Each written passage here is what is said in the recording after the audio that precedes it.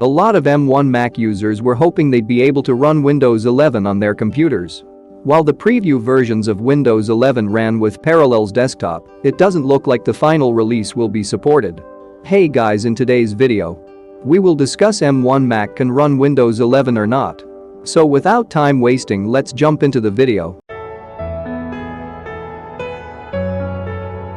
Microsoft recently told the Register that running the ARM version of Windows 11 on M1 Macs is not a supported scenario for the operating system.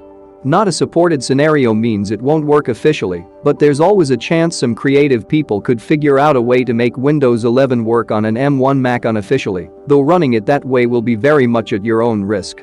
Recently, running Windows 11 with Parallels Desktop 17 started popping hardware compatibility errors, which was a sign that support was going away as the final release date for Windows 11 approached. Parallels managed to fix some of those issues with the Windows Insider builds, but it appears those won't be enough to keep things running for the final release.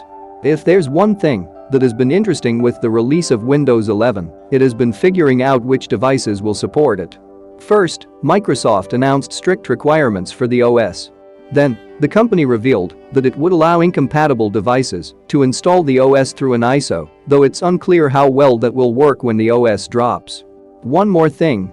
If you guys found this video useful, don't forget to like and subscribe our channel. See you in the next video.